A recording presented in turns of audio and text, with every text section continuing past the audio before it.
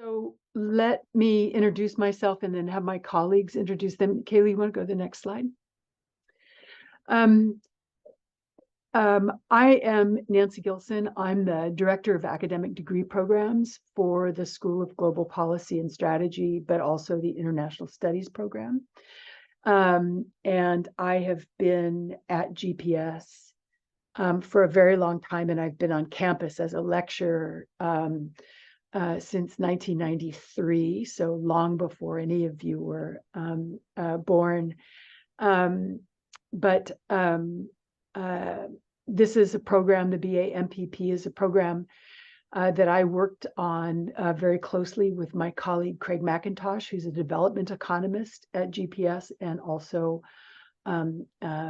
works with the faculty in the economics department. And so I think it's a really, really fine program for students who want to get a master's degree. And it's a program that the school values a great deal because the students who come out of the econ department are really good students and they do very well at GPS and go on to get very good jobs. And so I think it's a terrific program. I'm going to let my colleagues introduce themselves. We'll start with Kaylee since you're on the top of my pyramid of faces here, and then we'll go to Stephanie. Hi, everyone, again. Yes, my name is Kaylee Fisher. My pronouns are she, her, hers. I am one of the International Studies programs advising. So if anyone here is from International Studies, hi, hello. I'm nice to meet you guys. I'm one of the academic advisors and program coordinators. So if you're an IS Econ student, you're one of mine. If you have any questions about this program afterwards, I'm more than happy to meet with you during drop-in advising or taking an appointment with you. Stephanie, you want to introduce yourself? Hi everyone, my name is Stephanie Garibaldi, and I am one of the GPS academic advisors here. Thank you so much for joining us, everyone. And then let me also remind you, I know that you interact with the economics advising team through an undergraduate advising email address, I think, rather than directly with your advisors. But they're listed here, as well as the faculty member in the economics department, Giacomo Rondina, who's now the vice chair of undergraduate studies for economics, and who's very aware of the requirements for the program. And he and I often discuss petitions or questions that students have. So you should feel comfortable with going to your advisors in your department if you have questions about the economics requirements, the undergraduate economics requirements, because they've been working closely with us for quite some time. Right. Okay, so what's the BA MPP program? So GPS in its origins is an interdisciplinary place. The faculty are made up of economists, political scientists, people who do international management, with PhDs in management or other things which are sort of adjacent to that. And then we have a set of faculty who are STEM-based, but also very interested in policy. So we have two physicists who have joint appointments at the school and are at SIO. We have an engineer who has a joint appointment with JSOE. And then we have someone who teaches international management who also has a PhD in neuroscience because she's interested in the sort of study of the brain and marketing and advertising and the development of technology that reads things like where your eyes settle on a screen, which is just creepy, but that's what she does.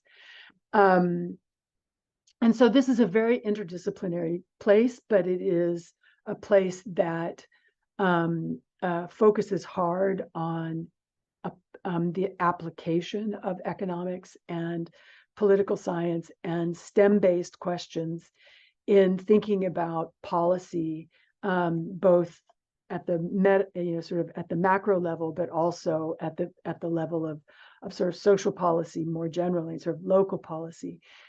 So this is really a program that builds on the core sequences that you guys are obligated to take in the economics department, and then integrates it with the policy expertise and the hard skill training that is sort of, if you will, the DNA structure of GPS. So if you're really interested in the design and the evaluation of public policy and the methodology that goes into that, and interested in it either specifically in the United States or in a comparative fashion, GPS, this is really what the heart of GPS does. And so it's this really sets you up to be someone who can design and then evaluate policy after its implementation, and to do research and field research on the ground. So so it's one of the things that we hear from economics students is that there's not a lot of application in the econ department. It's a very theoretical department. That's what it's known for, modeling. It's one of the things that makes it one of the best economics departments in the country, but it doesn't have a lot of application. And so that's exactly what GPS does. So the degrees that you'd get if you do this program then is a bachelor's degree in economics public policy at the end of your senior year, and then you'd graduate and then have one additional year of strictly of graduate coursework in which you get the Masters of Public Policy. So in order to do this program, you have to be a sort of what I call a standard economic track major, which is the regular track through econ, EN 25, so that you develop the coursework that's required for the program. And then once you're admitted to the program, your major changes to economics public policy. Next. So this is just an overview of the requirements, then we'll look at it more specifically, but it gives you an idea of what you have to do. The econ requirements should be familiar to you at least through the 2 advanced electives.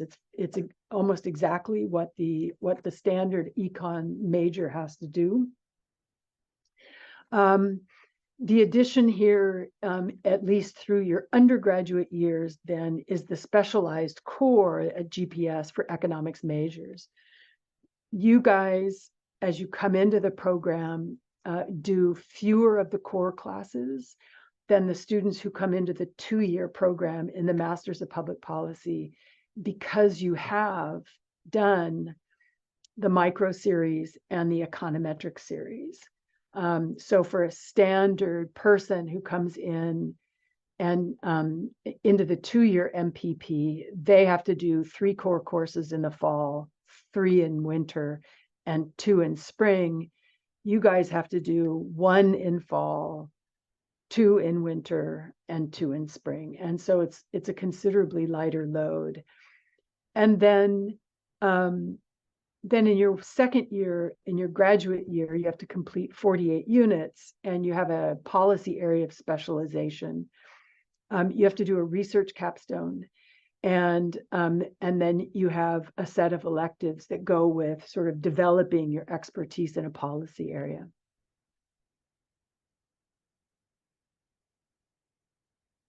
So this is just a very quick schematic to show you, like if you're visual, this gives you the idea of when you start the program. If you come into UCSD as a freshman, you would apply in your junior year, your 3rd year, and then begin graduate work as a senior, and then graduate with your bachelor's degree, and then have 1 additional year. If you come in as a transfer, you apply also in your junior year. And I'm going to talk about transfers in a minute, because it's a little bit less certain about when you apply if you're a transfer student. You apply in your junior year, which nominally is your 1st year on campus, and then have the 2nd year, your senior year, where you're finishing up your econ requirements and taking the core, and then, like your freshman admit colleagues, graduating and having one additional year. So this just gives you some idea about what the process is. So the lower division requirements then, again, these should be familiar to you. One of the math sequences, one of the calculus sequences, either the 10 sequence or the 20 sequence, it's up to you. We don't prescribe that for you. And then the lower division economics classes, the principles of micro and the principles of macro, we do not require you to do the market failures class, Econ 2, because you're going to have an entire quarter of market failures in the winter. And so we ask you only to take these 2 lower division courses. And then these are the upper division requirements. So again, this should be familiar to you. All 3 of the macro, that should say micro, actually, microeconomic series, 100 ABC, and then the 2 macro classes, which they've now renamed. Which one of you can explain to me what that means? Long run versus short run macroeconomics. And then the econometric series, and then 2 advanced electives. So normally econ majors have to take 4, but you only have to take 2 in the department with this. So the requirements for the BA MPP track are different from the standard econ requirements in terms of the number of electives. So this is the MPP coursework that you would take in your senior year. You take 1 in the fall. This is the policy analysis class is basically, teaching you memo writing, like policy memo writing, introducing you to the field of policy analysis, which is standard in a public policy program. Then in winter, you take policymaking processes. This is a course that looks at, that's really designed to introduce you to how governments work and shows you how the way in which governments are actually designed or structured affects policy outcomes. So, for example, one of the reasons a lot of people like to talk about why you get national health care in places like England, but not in the United States. And the sort of common answer to that is, well, England has a left. It has a longer history of having left-leaning politics. It actually has to do with the structure of the government more than that. It does have to do with that, but it has to do as much with the way in which the institutions themselves are designed and regulated.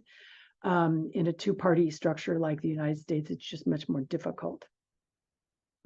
And then you have to take a market failures class. This is a kind of standard class in economics departments. Why do markets fail? Why is it that not everybody has healthcare or good education or roads that don't have potholes in them, or good infrastructure or good housing policies, right? If markets really worked, wouldn't everybody have all of those things? And then in the spring, you take a public finance class, public finance and taxation. It's nice to have policy, but somehow you have to pay for it. And what are the political trade-offs and how do you do that? And then a policy analysis class, which is really a decision theory class.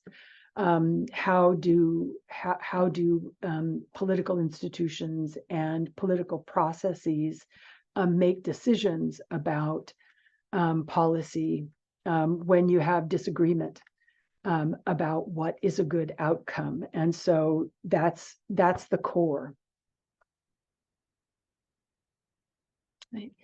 And then, as I said, in your graduate year, once you graduate, you have to choose at least one area of specialization. You have sufficient units in your second year to do 2, and many public policy students do 2. So these are the choices. And you can really, some students like to pair them and find ones that sort of logically fit together. So, for example, program design and evaluation is a methods heavy track and really teaches, everything from sort of standard research design and methods using things like R. We have a big data and public policy sequence. We have a GIS and remote sensing sequence as well. And so the program design and evaluation track really is a methods track that's designed to then look at some of these other areas. So inequality and social policy, looks at things like labor laws and education and has some health and looks at policy comparatively or focuses in the United States. Health policy, we've paired with a lot of coursework over in the public health in the School of Medicine. So you're taking classes in healthcare questions directly with the people who are involved on a day-to-day basis with healthcare. And if you want, you can even take the, epi classes over there or learn some biostats. So these are sort of the choices that you have. Our environmental policy has the possibility of looking at it, from both the public and the private side, as well as having a more STEM inflected curriculum. A lot of it is up to you on how you design your electives through these tracks. So this gives you an idea of what an area of specialization is. It's 5 unique classes. There are 2 required courses. So one that you have to take, and then a second one that you choose from a list of 2. So you choose one course from a list of 2. So for example, in the program design and evaluation track, you have to take QM3. This is an advanced methods class that works with panel data and designing field experiments. But then you choose either evaluating social programs or taking GIS. So evaluating social programs is really survey design, and GIS is learning how to make really cool maps that show you all kinds of stuff, right? And it's the beginning of the spatial analysis sequence. So you can choose the level at which you want to work, whether it's more or less methods heavy, whether it's more or less sort of at the micro level or at the macro level. And the idea really is that, you're sort of in control of sort of thinking through on your own what your interest is. And then there are 3 elective courses. So in PD&E, you can run the table on GIS. You can do GIS as your second required course, but then take a bunch of health classes where you're using data. Or you can, take classes on specific kinds of health issues and think about how you survey that at the local level. So it is possible to complete more than one area of specialization. As I said, a lot of students do. That's okay, Kaylee. Go back. Okay. The MPP does not have a language requirement, but we find that a lot of students come into the MPP and decide that they want to take some language because they want to work abroad, or they want to be able to develop an expertise in working with certain populations. So in your graduate year, you're allowed to take up to 12 units of a language toward the MPP, as long as it's a language that's connected to regional or country coursework that you're also taking. And you have to take 2 classes. So if you come in and you want to learn Japanese, you need to be taking some classes that are, focused on Japan, for example. What those classes are is sort of up to you. You have to petition them, and then we review them. But the requirement is that the language is appropriate for the country or region that you want to study. As a graduate student, all of your courses have to be taken for a letter grade. So you have to take the language for a letter grade. If you want to take language in your senior year, You can take whatever language you want, and you can take it pass, no pass, because it's part of your undergraduate record. So we don't really care, right?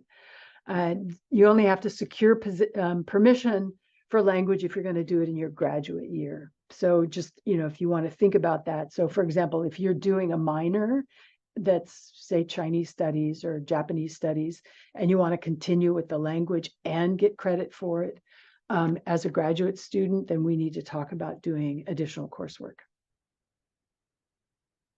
Okay.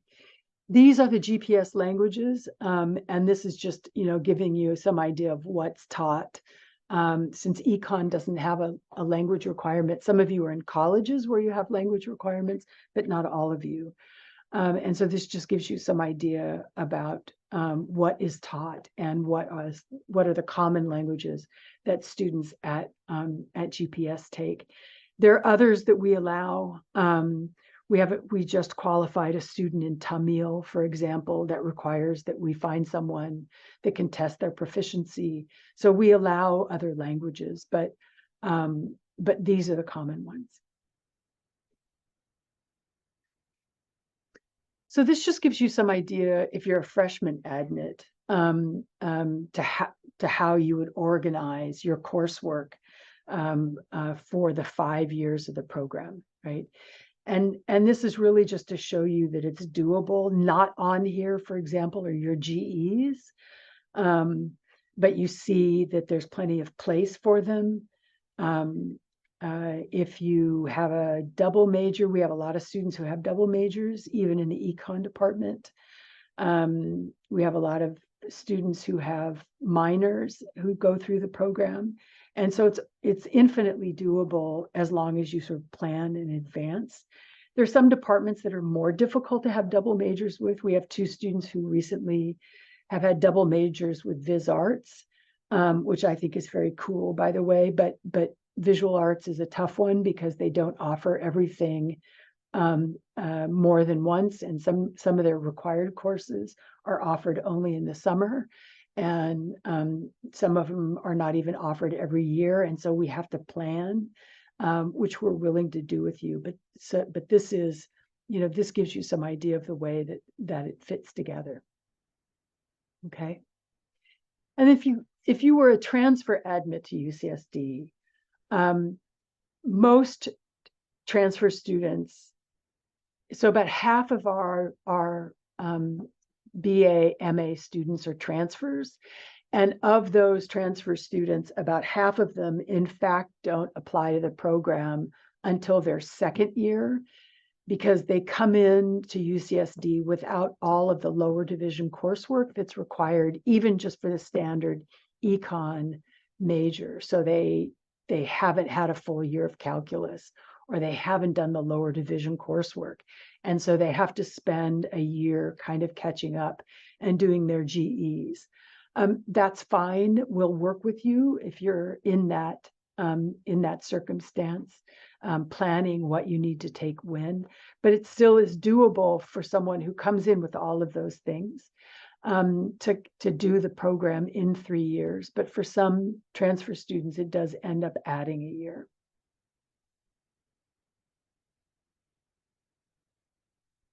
Then internal to GPS, we have these certificate programs, and the certificate programs basically allow you to say on your resume that you have done a series of courses that give you expertise in a specific methodology. So these are really certificates attached to learning additional methodological classes.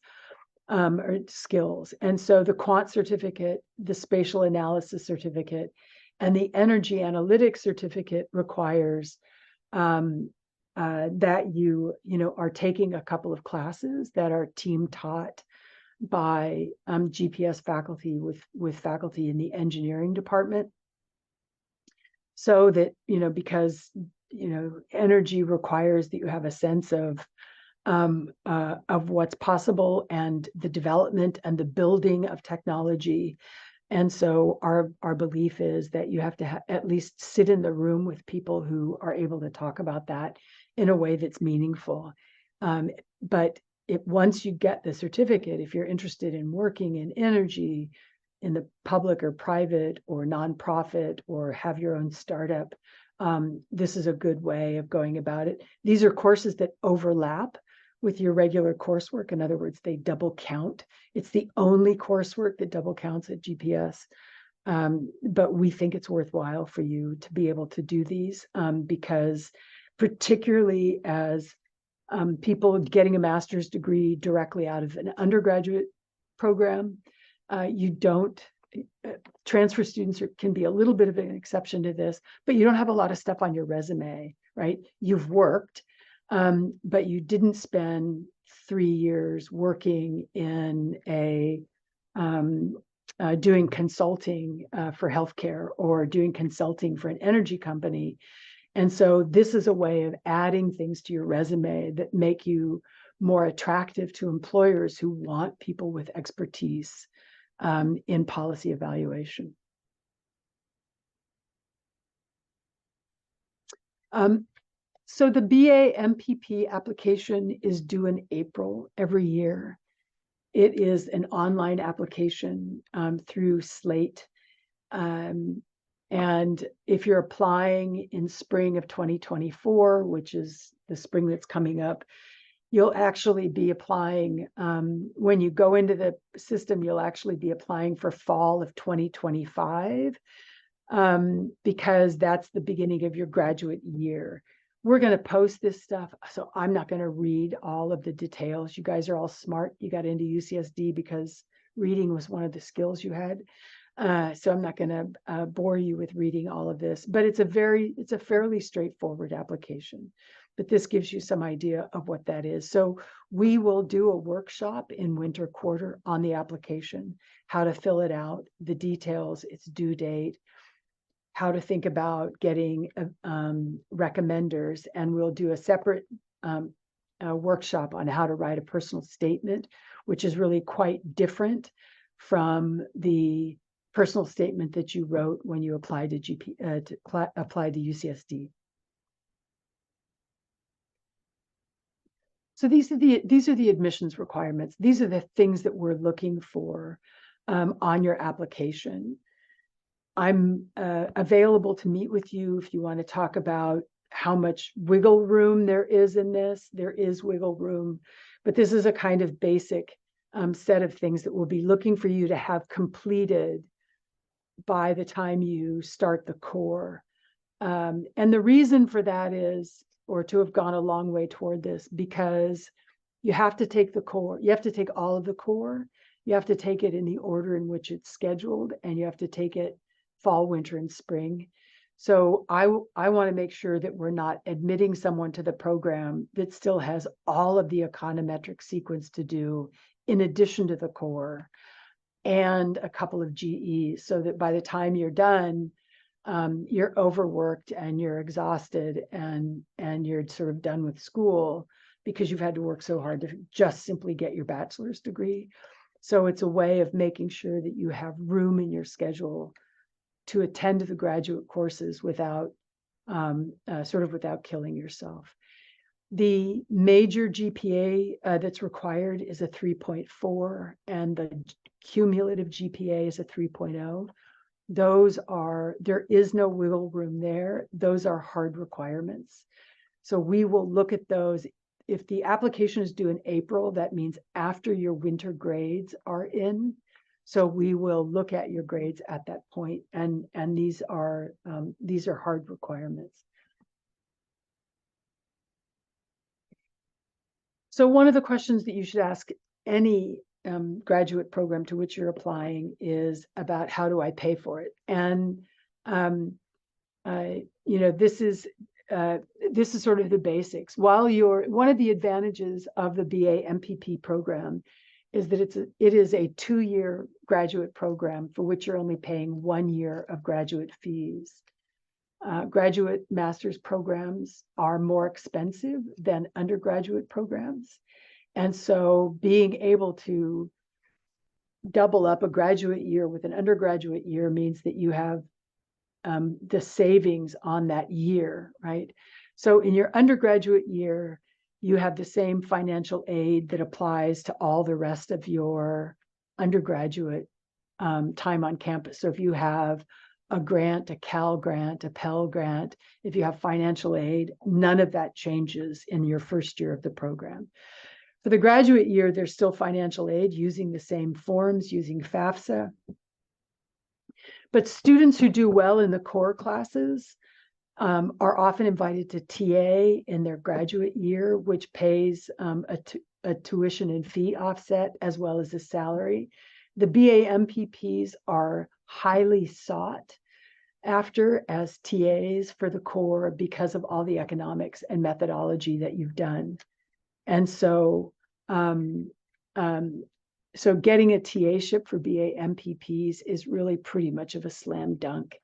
To date, I think all the BA MPPs have always had as much teaching as they wanted. You can also work as a graduate researcher once you're a graduate student. It is possible, even in your senior year, to work with some of the faculty for pay. You can't do it strictly as a GSR. They can pay you otherwise if they have fellowships. But once you're a graduate student, you can become a GSR, and that also has a tuition fee offset and allows you to work with people who are working on really sort of cutting edge research. And if you're interested in, for example, going from GPS to a PhD program, as one BA MPP did this year, he graduated from GPS and went to Columbia for the economics department at Columbia in New York. But it's also a way of, if you want to go into, for example, a consulting firm to show that you know how real research in an area is done. So this gives you some idea of the careers that students who leave GPS get. And this isn't a list that we hold you to. This is a list of things that the students themselves decided they were interested in after being in graduate school. So the way our career services work, and we have our own career services staff, is you go to them and you tell them what you're interested in, and then they work with you to develop a resume and a profile, taking an internship. And they tell you, they help you search for, what's the sector, or where in the world are those kinds of jobs, or find you places that are currently hiring, and then help you apply and do mock interviews with you to try to get you through the process. So this isn't our list. This is a list that came from what students said were their own interests and then went out and found jobs.